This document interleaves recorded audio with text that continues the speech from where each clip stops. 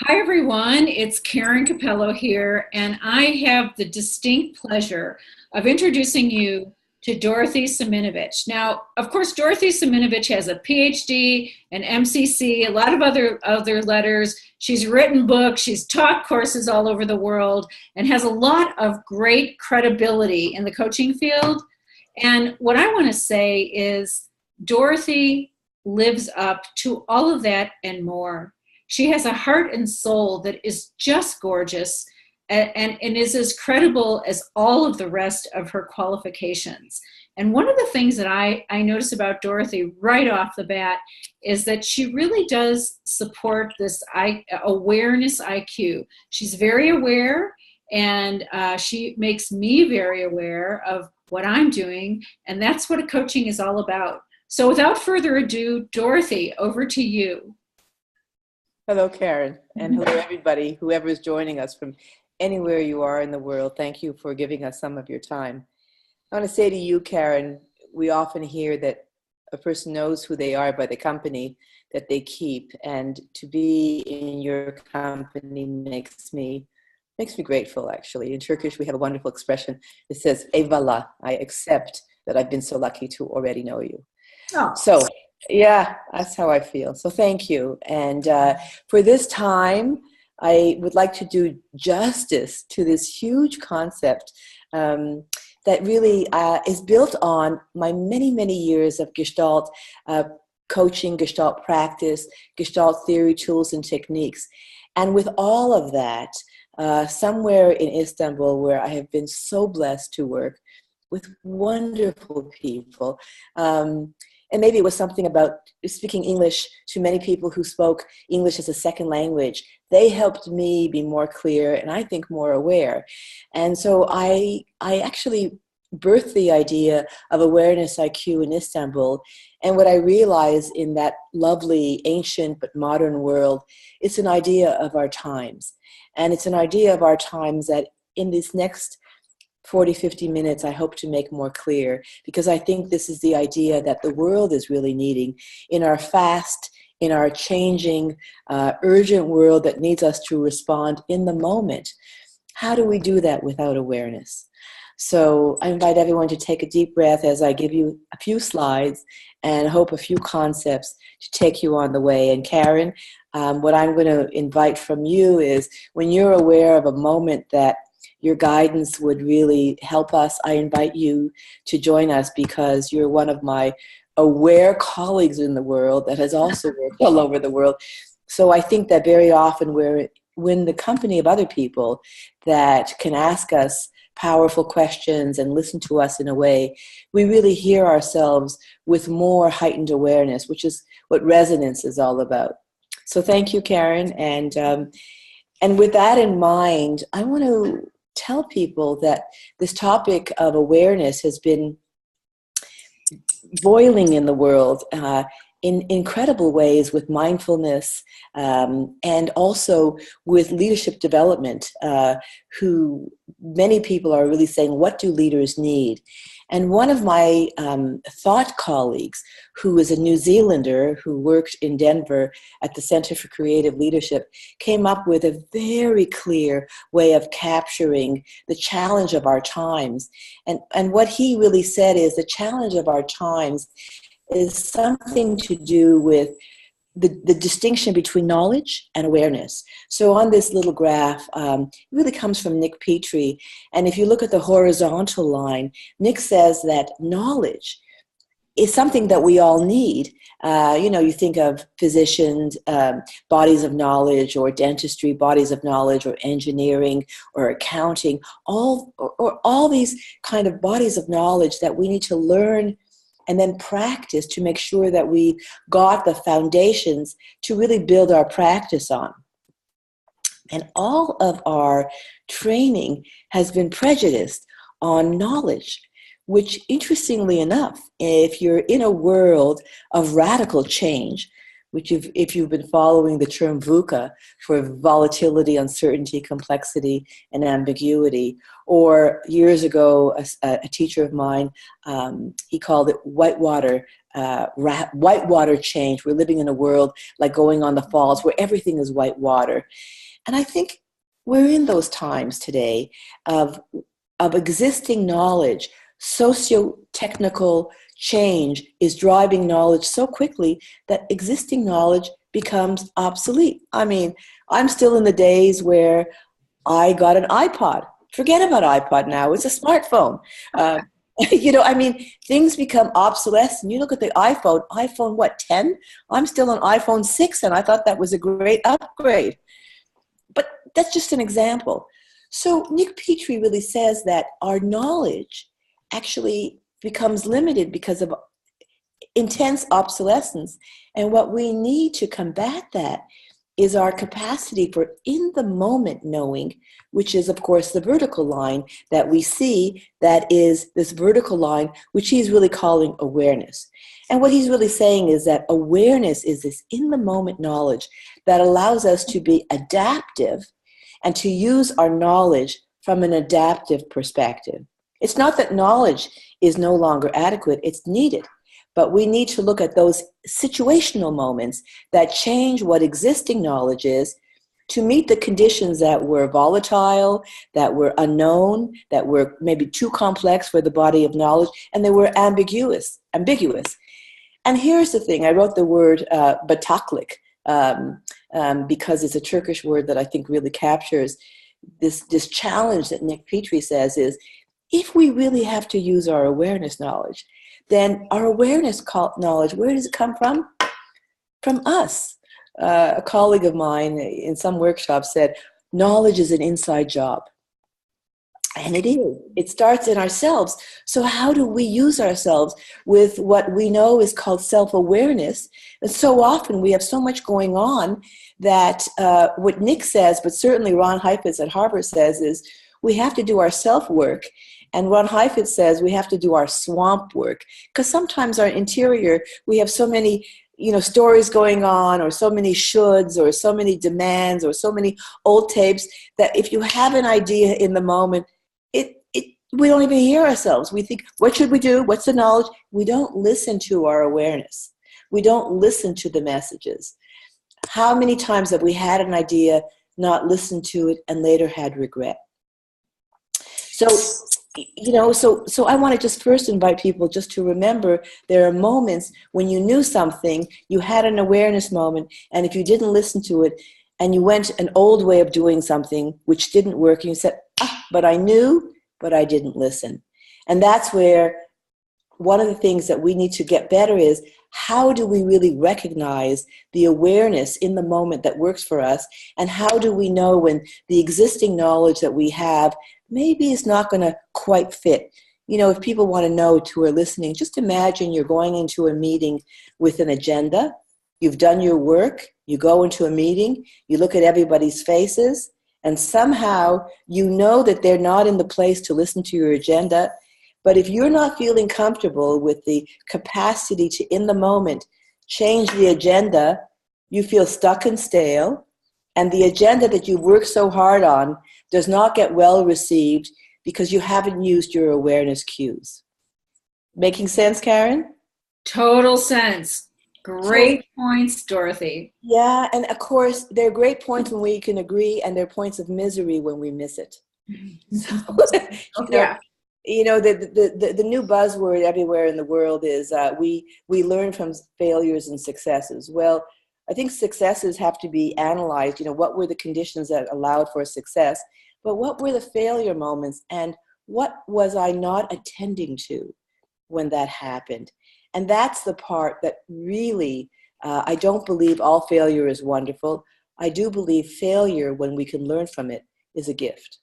So let me just say that, last night I was listening to a lecture given to physicians about how they needed to learn from failures. And the speaker said, you can trust failures. They're going to help you be stronger. And I sat there and I said, no, that's not true.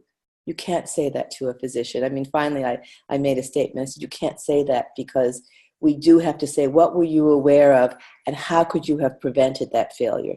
And when I said that, one physician said I could weep. I didn't want to say that. I wanted someone else to say that. And I think how do we use our awareness is something that each one of us are called to find out. And that's really been the work that I've been working on. And so if I can, I'm going to take us a little further into how we work with that from an awareness IQ perspective, which I want to add to it as layers. So first of all, awareness is part of awareness IQ. And when I start talking about that, there's so many things to be aware of. We don't even, and I start laughing to become aware of your awareness. But one of the things is to differentiate awareness from attention. And attention is something in the moment and temporary. It's about alertness. It's not really about awareness, but focus is task specific. So, you're crossing a light. You want to know when it's red and you want to know when it's green. That's very task specific. There's survival on that. You want to know where the cars are. You want to, if you're in a rush, you want to know where you left the keys. If you really, want to be organized, you want to know, where did I leave that so I can get that? Where did I put the pen? Where did I really put the telephone number of that person I said I'd call? Those are in the moment attention moments. But when we're talking about awareness, and of course everybody's talking about awareness now, it's so adaptive, it's so interesting. What is it? Awareness is in the moment, and it's a deep moment of knowing. It could be knowing awareness about oneself. You know something, that's a memory, something very deep, or you were stuck about something, and then all of a sudden you had a knowing, that was what I needed to look at, or, that's what I didn't say, or, that's what I could have said. Or you may have a knowing, an awareness of what another person actually was trying to tell you, or maybe didn't tell you. That's why they look like that. They might not have told you, because we know more than we know. And in the moment, awareness carries us to some really remarkable places that are, we could not have predicted. So awareness is like something wild. It's an energy. Wild is not the right word. It's a gift. It's a gift of knowing either about oneself, either about others, or either about something in our environment. And here's the thing about it. It's the gift that carries creativity, that carries deep knowing, that carries new possibilities, that carries the answer to something new that may not have existed before. So I say that sustained awareness, if you can hold a moment of awareness, you're actually holding the capacity for transformation. Which if you're listening as a coach, this is why awareness in coaching is so critical, because awareness, and we're learning this now from the neuroscience, that when a person is aware of something and actually focuses on it, we actually start getting new neural activity, like new neurological synaptic, if you had an MRI, you would see activity, so that our brains are getting interested in the awareness. And that's where the neuroscience people say neurons that fire together, wire together. So the question we always say is, where is your awareness and what do you want to stay aware of? Becomes something that we start really focusing on, because awareness is the instrument actually of change. Which is so interesting, because if we start becoming aware of something, in our awareness, we already have thoughts happening, and we cannot return back to the state of non-awareness before being aware. I know how that sounds. But the minute you become aware of something, you know something, and you can't return to having unknown it. Good? So, shall I proceed, Karen? Yes, very true, Dorothy. Like they always say, if you turn a light switch on in the room, it's light. You can't, it's not dark. And actually in the light, what is now possible? So it may be a new idea, a new understanding, a new connection, a new integration, a new boundary of knowing. And so people always say, well, and here is the challenge. How do we know what we how do we know what we're aware of? And so this is where all the history of Gestalt is so interesting. And I take us back to a visual as a way of playing with this, because in this visual, if you look at it, some people will look and say, well, just as an example, Karen, what do you see first? Well, it's going back and forth. It's going back and forth between people looking at each other and columns, and people and columns. It's kind of going back and forth. Wonderful. There are people that will only see columns. There are people that will only see people. There are people that, actually the interesting thing is for you to see back and forth is a statement about you. So, and then there are people who will only see, two pairs of people. And then there are people who say, well, there are three pairs of people talking to each other, because they will assume that that person on the right is talking to a person is just not in the picture frame. Yes. There are people that will look at the columns and say there are 4 columns, but mostly people, if they see columns, there's probably 6 columns, because they will be completing the half columns right at the end of the picture, right? Mm-hmm. And if the people who see people have not talked to the people who see columns, and vice versa, are either of them wrong? No.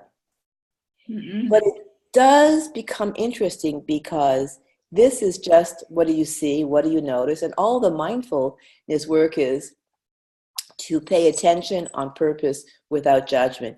And if we could do that, if the whole world could do that, we would be, a happy group. But typically, when people pay attention to something and become aware of something, people get locked into, I see this and I'm right. And you're wrong. And so one of the things about this is, what do you notice? We say becomes a reflection of who we are. And isn't it interesting, this phrase, you don't see the world the way it is, you see it the way we are. We don't see the world the way it is, we see it the way we are.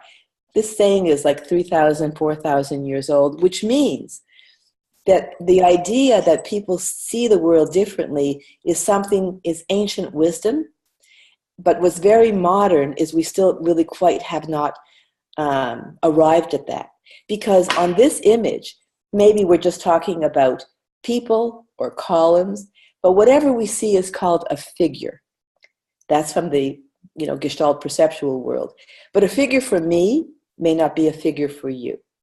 And one of the things that when we're talking about awareness is how to become clear about the figures you're seeing, how to become informed about what you're not seeing. And if you work with other people in this diverse marketplace, how to get interested in another perception, which we call another reality. It doesn't mean I'm right, you're wrong. It means that out there, depending on culture, depending on age, depending on gender, depending on your life experience, I want to add race, given what's going on in America these days. When I look out at the world, I may see it differently depending on who I am. And so the awareness of how to become aware of what I see, how to become aware of what you see, becomes from a very simple, it's just about awareness, very complicated. And so one of the things that, awareness is the deep knowing in the moment. But if I'm working with you as an awareness coach, you're my client as a leader, it becomes important, what are you aware of about your awareness? And particularly, our very, very strong clients who are, brilliant or have high position and are brilliant but don't feel brilliant or have a lot of demand, they actually get so committed to maybe a way of looking at things that they may not be aware of, not only what they're aware of, but what they're not allowing themselves resistances to their being aware. So often people stop being aware of, I'm tired, I'm overwhelmed, I've been fighting the wars of other people not seeing what I'm saying, I'm not realizing how I'm coming across, I'm not paying attention to other people's cues when they're looking at me. So often I always watch people when I'm talking an interesting concept. Over the years I've learned to say, this is too much, just because I recognize people's eyes not quite focusing. And how many people just won't give themselves permission to say, Maybe it's not me, maybe it's another person. How do I use my awareness? And here's the thing that so often people don't give themselves permission to, because they don't have the luxury of working with one of us as a coach or a colleague they really trust, which in our very fast-moving world has become so rare. What are you aware that you're not aware of? That's often, we know that we have a blind spot in our car. We're not quite as ready to understand we have blind spots in our life. And who's watching that corner with us to assist us to have a whole picture? Because we need to have a whole picture, but so often we're just not aware that we're missing part of the picture. So how do we move from there? And again, Google just came up with the list that's so important. The soft skills are more important, as important as the knowledge skills, being a good coach, communicating, listening well, having insights into different values and perspectives, different figures, having empathy and being supportive, knowing how to use my awareness of where you need maybe some support, knowing how to use my awareness skills around, problem solving. And here's what I think is most important, being able to connect the dots across complex ideas. And these skills are so connected to kind of in the moment awareness skills that it just kind of jumped at me. And I thought I would just connect it to this work, because this is now what Google is saying is as important as, in their hiring practices. Traditionally, people were saying it's the STEM professions: science, technology, engineering, manufacturing. And now Google's saying is, wait a minute, how to use yourself as a listener, as a person understanding different values and viewpoints, having empathy, problem solving, and really connecting complex ideas. Those are important. And where is that located on that poll that I was talking about from Nick Petrie? That's the awareness poll. That's the awareness poll that helps us use existing knowledge adaptively. So I want to come back to say to everyone, that I want to just connect that to something that anywhere in the world now, people are really talking about how to make a difference in our world, is connected to how each one of us, whatever our professions are, and I say professions because it's about using what we know to really add, I think, what is needed, what is wanted and missing in the world. And this is where awareness becomes linked to this concept called presence. Who am I, and how do I use my awareness given my stance in the world? And because when I talk about awareness, it's so huge that the one thing I'd like to narrow down for everybody is it first starts with us. So the first way of understanding awareness is to ask yourself is, who am I, and what am I, what do I stand for in the world that speaks to me that I also want to look for? And typically, and it took me so many years, Karen, to come up with something, because people talk about awareness in terms of ICF, competencies, and people talk about presence, and awareness is not really well articulated or defined, and presence is just this huge concept. And what I'd like to offer people is that everyone has a presence and everyone has awareness capacity, but one of the things about really being what I think is an awareness agent is to become aware of what you're aware of, is knowing what you stand for in the world. And I'd like to offer that there are 7 dimensions of awareness as a way of really, let's begin there, because it's a way of holding this tremendous complexity. And the first dimension of awareness is to know what you stand for. What are your values? What's your home base of what you stand for that also you look for? So I will use a colleague of mine who she is committed to fairness in the workplace. That's her value. And that means that what she always wants to do a check for, even in herself, is everything correct? Does it feel fair in herself? And when she's engaged with people, does the situation feel fair? So that's a guiding, but you could say what your values are. You think of someone like Steve Jobs, his values was aesthetic beauty in the product. That was his value, and look what he did with that. Another aspect of awareness is the capacity for creativity, which is one of the points. And the capacity for the awareness for creativity is built into our wiring. If you think of kids playing, that is moments of creativity where they do something. Hide and seek, what causes the other one is hiding, right? Well, what's creativity about is to see a new possibility that is just slightly better than it was.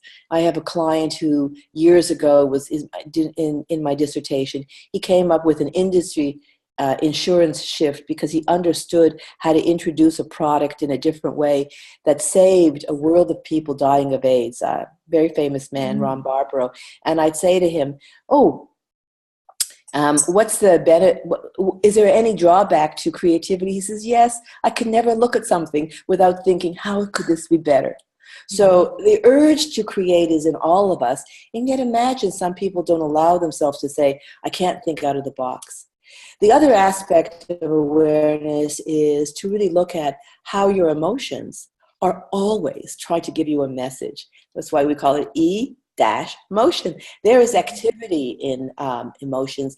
And of course, all the work that's been done with Dan Goldman on emotional EQI, and before him, it was actually, he strengthened the concept out there. But emotions are there to give us information. And so often, from an awareness perspective, people have a feeling and don't know how to use that feeling, either because it's too much of a trigger, too much, or maybe not enough, and people don't give themselves, remember, we have resistances to it. So you think, who am I to say I'm uncomfortable? I don't think I'll go forward. And of course, that's like a little wind announcing a hurricane. A little moment of discomfort might be a sign that says, stop. So often people don't know that they can have that boundary. So emotions and capacity for emotional range, so important. Can we recognize it in ourselves? If we can recognize it in selves, you know, it's like a parallel process. We can recognize it in others. The next place for emotional awareness range, dimensions of awareness is our capacity for heart-based relationships. The capacity to care for oneself, absolutely critical, because if we don't take care of ourselves, we are the temple. If we don't take care of ourselves, everything around us withers. But if we don't really have caring for others, then who am I? You know, that ancient, who am I? If I'm not for myself, who will be for me? If I'm not for others, what am I? And if not now, then when? What is the bridge of connections? And all great leaders can inspire a sense of connection in a caring way. I'm not talking about being syrupy. I'm talking about a feeling of people feel cared for. What do we know from the research? One of the reasons people leave their jobs is not because the job is hard, but because the boss is hard. So the capacity to care is a very important part. And when we are aware of our feeling for, it trumps anything else. People will work hard if they feel cared. It's actually a greater factor, sometimes even than the pay. The next awareness dimension is the capacity to communicate and use your voice or your communication capacities in the right moment. It's not about being as great a speaker as Martin Luther King, although he is one of the greatest ever. It's about sending a message when it needs to be said, which is hard, but it is needed. Even a thank you sometimes in the right place sends a message. You know, I think I always think of Matilda Krim in the 90s, who was a female researcher who really was a voice of courage, announcing to the world that people needed to do research around AIDS. And, you know, then there was also C. Everett Koop, who was another great leader in America who took that on. We need people to really take leadership and send the message. And those messages at the right time make a difference. Another aspect of awareness is our capacity for deep knowing, intuition. How often do we have an intuition now? You know, ever since Herbert Simon, who was a management theory and who got a Nobel Prize for his research, he really said that intuition is something that leaders use, but they don't often talk about. And there's a lot of research now on how mindfulness and meditation kind of clears us as a receptive channel to get an idea. And intuition is different than having an agenda. It means a spot of knowing in the moment, Or if you're very well practiced, you really know something, then you could have what's called a deep integrative moment. If you're in a relaxed state, it turns out to be intuitive, you either have to be a terrified person, highly adrenalized, or very relaxed. I would say be relaxed, because being terrified is really terrifying. The last thing about the dimensions of presence and awareness is to be able to scan the field. And this is where, new ideas come. And I don't know how many people had a BlackBerry, whenever that was in the early 2000s. BlackBerry, it owned the market. Canadian company, I have to say, but they were not scanning the innovations being made around smartphone, and they lost their competitive edge. It really is a Canadian tragedy. So the idea of scanning the field, connecting the dots, is really a very kind of recognizing how to recognize threats and how to recognize opportunities. I have lots of examples, but I remember in 2008, just to give a radical example, all of America was going into a downturn, and Rick Case, who was the Hyundai kind of impresario in America, he figured out that people of a certain income were not being served. And he made it clear that there would be an offer to those people. Interesting, if they were going to buy a car from Hyundai, that they could actually be free to return that car if they had a job loss, or they had to move, or they had to have an illness. Really was extraordinary, because he understood their pain, and he also understood the opportunity. So if you walked into any car dealer in that year, 2008, they were all miserable, except if you were a Hyundai dealer. And Rick Case was actually quite brilliant. Talk about his awareness. He recognized what was going on. So, I say this now because these are the dimensions of what I think presence are about. But this is also something that we need to do our self-work to ask ourselves, who am I? Am I standing for my values? Am I really being creative in the moment? Am I really recognizing my feelings? Do I show my care to myself, to others? Am I saying what needs to be said? Am I using my intuition? And I recognize what's going on.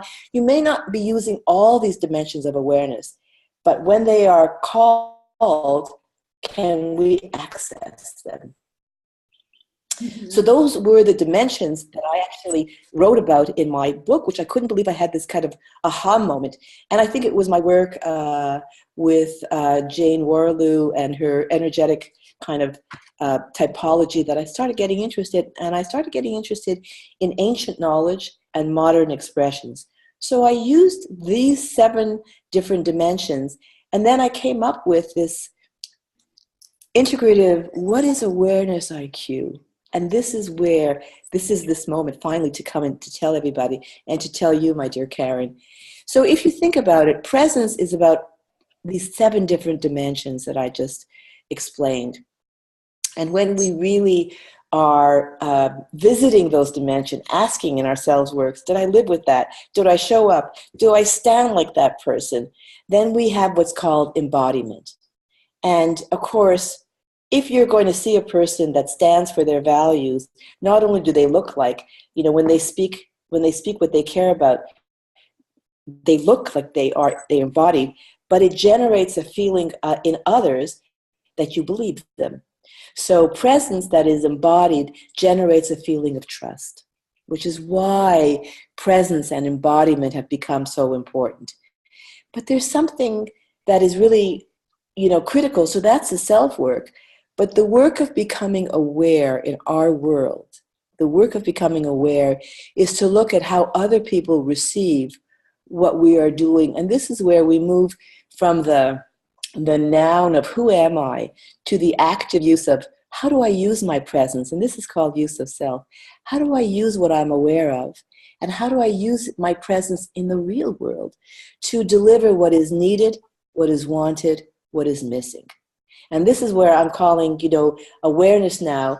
When I always tell this story about years ago, and when I was just kind of discovering who I was. I had gone into a drugstore. It was winter. I needed to get something. The person that owned the store was it was actually a little bit of a difficult character. And I thought, well, I could just get in and out very quickly. He was a pharmacist, but he would always be asking questions that I thought were inappropriate to young women. Let me put it like that way. And there were 4 people in front of me, and I thought, well, I'll get in and out of here. I'm kind of short, as you know. Big shoes, though. Anyway, I'm standing there, and I hear a little woman saying, "Can I have a glass of water?" You know? And I hear him say, "You can go downstairs. You can get a glass of water." And I'm just standing in the line thinking, well, that's really, what is that? And I hear the woman repeat, "Can I have a glass of water?" And I lean and I see this little woman who doesn't look well asking for a glass of water. And she clearly had just bought some medication. And he says, "You can go downstairs," which is about half a mile till the water fountain in this particular thing. And my value is fairness, right? And also doing good. And I hear this, I got like terrible. So my use of self to do what is needed, you get her a glass of water. But it was not just, I get her a glass of water, it was, get her a glass of water. And I remember standing out of the line and looking at him. And you know, Karen, since you know me, I gave him the look that my mother used on me all my life. Gave him the look, and it was like not even 5 seconds, not even 3 seconds. He turns to her and he says, "Oh, just a moment, I'll get you a glass of water." You know, and everybody in the line had said, "Who are you?" And I love that story. I said, "Oh, I'm still discovering." But here's the thing. It may just be a glass of water, but when something is needed or wanted or missing, do we know how to use ourselves? Are we aware? And do we know how to use ourselves? Sometimes we're sitting in a meeting and people are just not talking. Can we use our creativity to offer a statement, a joke? Actually, a joke is hard, but it's very quiet. What are people doing?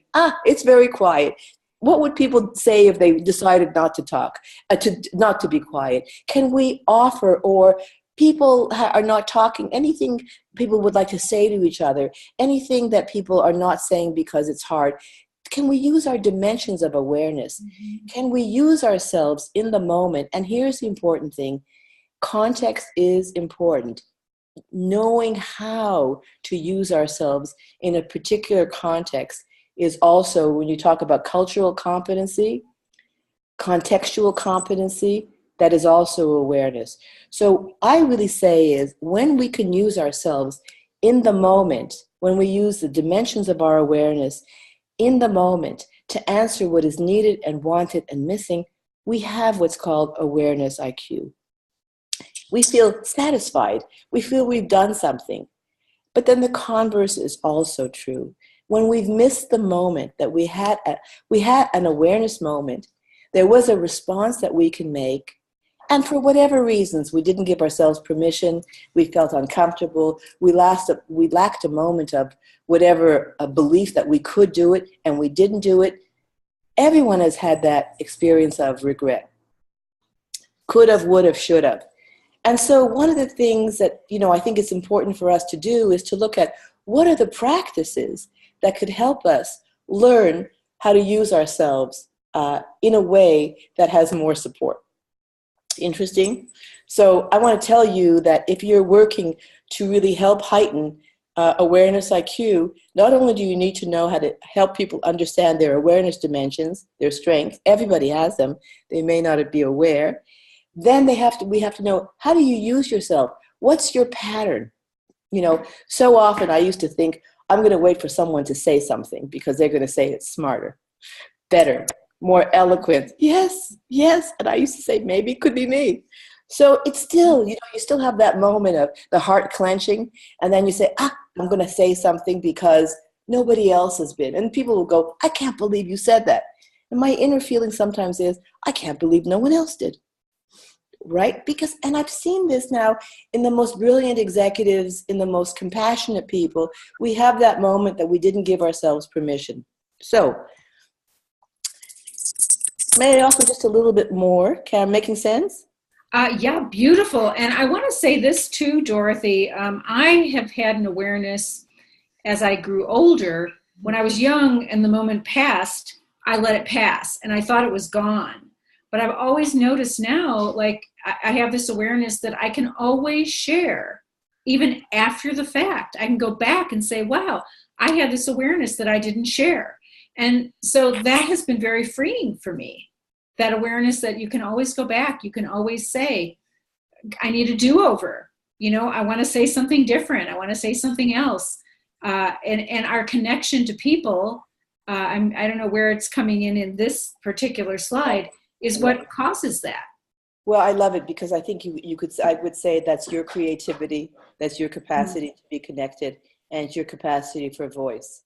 I would say right there, those three, as I know you. And I also think this is where failures have real wisdom, because if I didn't say it then, I'm going to say it now. One of the things that I learned deeply is the most marvelous people still need to be reminded that they're marvelous. Mm-hmm. The most brilliant people still need to be reminded that was a good idea. The people that are most perfectionistic need to be reminded, oh, I think that was really good enough, because they will keep trying. So I do think this is just thank you, because it's a moment of just connecting the thing, and to be able, this is what I think poetry comes from. When we didn't say it at one place, we then have a poem to say it for the rest of our lives. And I think that's true. Mm-hmm. So I want to say how wonderful that is. And I think the last kind of interesting innovation that has happened from this. So first of all, when I was in Istanbul, and really anybody listening from Istanbul, that I have in such gratitude to my very, exciting, loving, interesting community. But one of my students, who was a colleague of mine, said, do you think, Dorothy, you could create an instrument out of this? And I went, yes, probably. And I came back to the States, and I joined forces with a very, very brilliant colleague of mine by the name of Barbara Singer, who is the CEO of Executive Core. And we just launched Awareness 2020, which is an instrument that uses the 7 different dimensions that I really wrote about in a Gestalt coaching primer. And first of all, I call Awareness IQ a responsive process competency which yields satisfaction. So understanding your awareness IQ really is understanding your capacity to be in the moment and have competency and mastery. And isn't that something what we all want?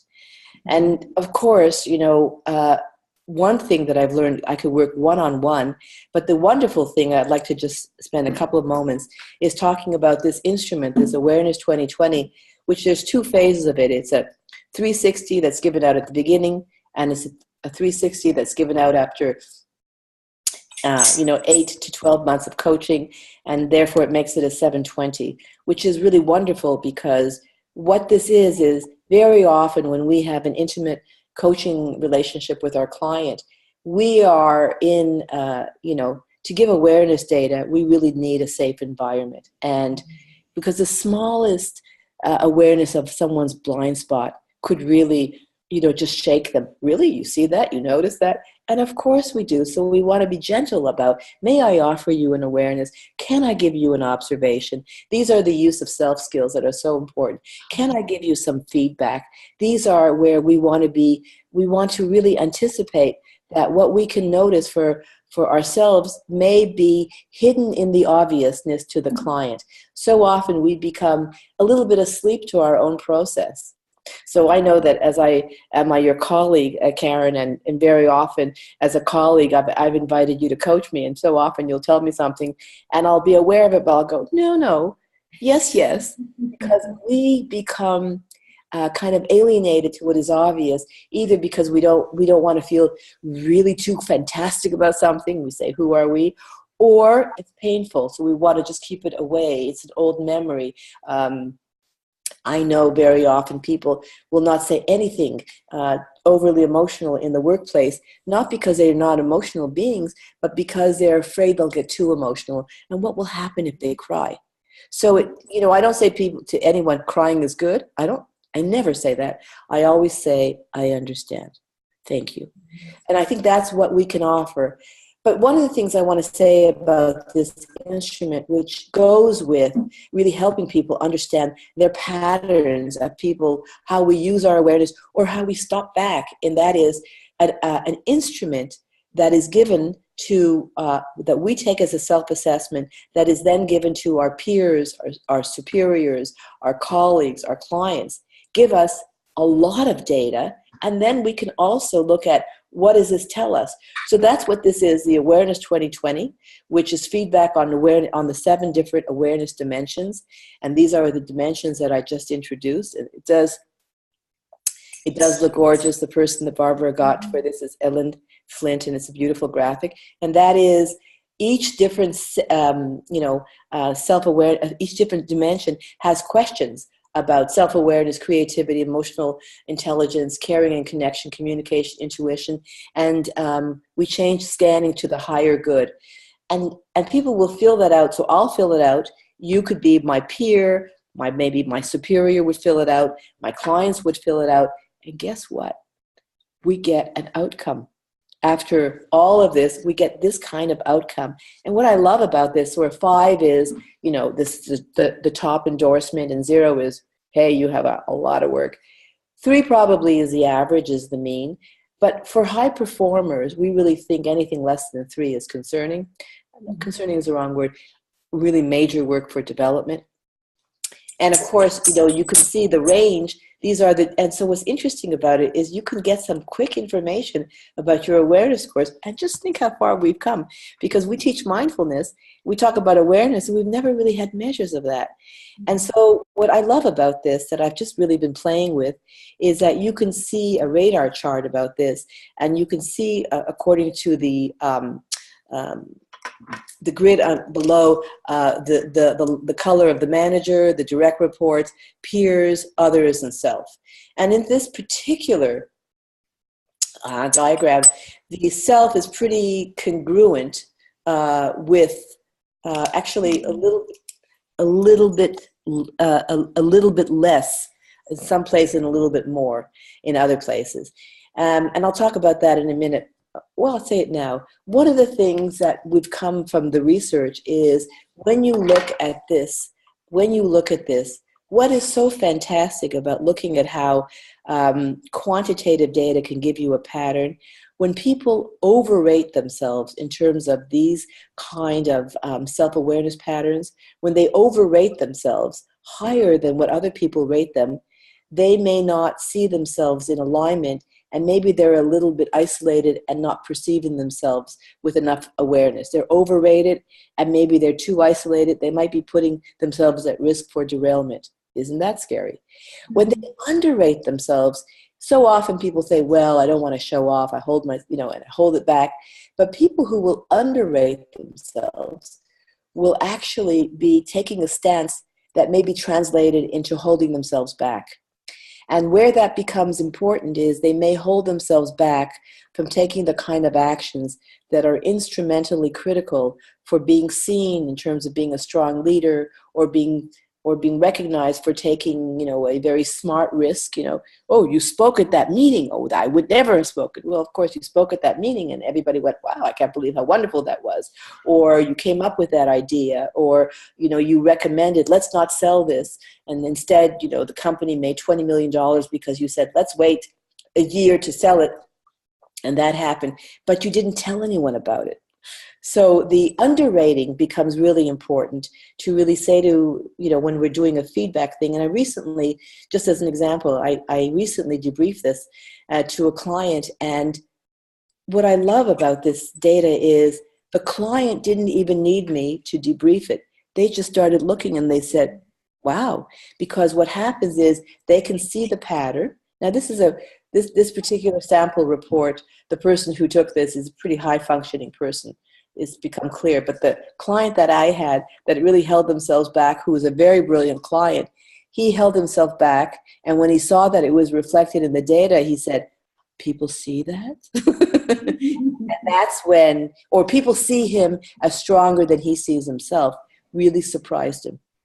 And I think this is where, again, what's really wonderful about this, so now we've narrowed it down to 75 items, but people will see their bottom areas for really what they need to be working on. And so I'll give you an example. I control my negative emotional responses to work situations. Well, isn't it interesting when other people are actually giving you feedback on that? So you say to yourself, they see that. And we often think that people don't see what we're trying to hide, where, of course, it's pretty obvious. People see things from the smallest little sign, and we're not aware that they're aware. And then the other part about it is knowing your top 5 areas of strength is probably a wonderful thing to be aware of, because why? We are, strength-based in our coaching. And as we really help people become aware, one of the things, going back to that visual of do you see, people, do you see columns, is helping people understand, what's your mindset? How do you look at the world? How do you look at, and each particular awareness dimension has a mindset. When we think of being creative, so many people say, nothing I do can make a difference. Well, the positive mindset, and if you think of the work of Carol Dweck, this is a great mindset. If you can constantly remind yourself, if at first I don't succeed in communicating with another person or group, this is for communication, and simply say, I can try something different. How others want to be communicated may be different than what I prefer to communicate. How do I do that? Getting interested in finding a way to really communicate to others is an awareness competency. When I'm in Istanbul, I find myself being much more bold because I say, well, too much English is not good. And you know what, Karen? I need to bring that back to Canada and the States, because you know what? Too much English, even for the English, is not so good. Yeah. Mm-hmm. So I think the last thing just to say to everybody, the 2 last things to say is, the work of awareness IQ is for coaching. Even when we get the data, the Awareness 2020 is a wonderful, wonderful new tool. And anybody interested in that, I urge them to contact me or Barbara Singer at Executive Core. But the coaching work is really where we can use the Awareness IQ model of coaching. So for one thing, in our presence, our work is to encourage the clients with self-reflection and self-regulation strategies and practicing this awareness, and really getting a posse of who can you turn to when you need to know something about yourself, and what's your aesthetic. Everybody has a particular way that they want things to be or to look. I'm not talking about fashion. I'm talking about some people need more things. Some people need more kind of simplicity. Know what works for you. It's not about you being Karen or Karen being Dorothy. It's about each of you being your own person. The other piece about it is where you have your awareness, what you practice is your use of self, is how to really use your observations, your projections, your feedback, your inquiry, your in the moment, and to really practice really giving that. I so love it. The other day, Karen, we were talking and I said something and you said, let me ask you this question. And I loved when you did that, because you had a sense of something and you asked a question, because that was really the 2 of us were in alignment. And when we do that, we're using our awareness just to check. And I think this is where we use our competencies, when we use our use of self, this is where we get mastery, but this is where we strengthen our awareness strength. Like for very often, know your emotional triggers, know when your emotional intensity actually holds you back. I was just talking to someone, they said, well, just breathe. And I said, no, it's not just breathe. Do a vagal breathing. Because when you do vagal breathing, your head, your heart, and your gut is in alignment, and you'll be more creative in 5 breaths. And who could resist that? No one. No. So we have to we need the practices. And in Awareness 2020, we really come up with practices for each different dimension. But I come back to the context questions that I think are so critical in our era of globalization to be aware of. What's the figure? What are people paying attention to and to become aware of? What's the level of system? Is it individual? Is it diet? Is it group? Where is the action? What's the culture? And the last thing, and I know I have a colleague that is part of this awareness series with us, John O'Hennepin, and I love this. Know what your strengths are and know what's different that you need to manage. When you are too different from other people and you haven't made your strengths really clear, you will be perceived as weird. Where your strengths are stronger than your differences, you will be perceived as interesting. So our job is our awareness task is to manage manage in our awareness our personal weirdness index. So I love that. When I've said that, I said to Jono, is that's maybe one of the clearest things that I've used across the world, and everyone loves that. Don't you love that? I love it. Manage your PWI. And I think, it doesn't matter how, interesting you are or strong you are. Somewhere somebody will be freaked out by your strength. Somewhere someone will be uncomfortable by your wisdom. Our job is to be a bridge of compassion. And I think actually, Karen, I want to close with this, because I've been falling in love with, what can we do? Awareness. One of my great mentors many years ago said, awareness is really not bearable. I'm thinking, so many things are happening in the world that are overwhelming. Mm-hmm. I know people don't even like to listen to the news, and so they shut out their awareness. And I think, I'm not sure that's the answer. So how to manage that? What are the practices? What are the comfort places?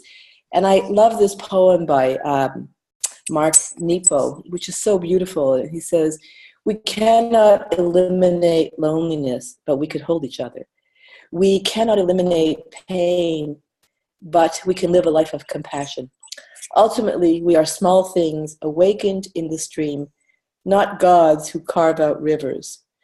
Like you and fish, we are asked to experience meaning in the life that moves through the gill of our heart. There is nothing to do and nowhere to go.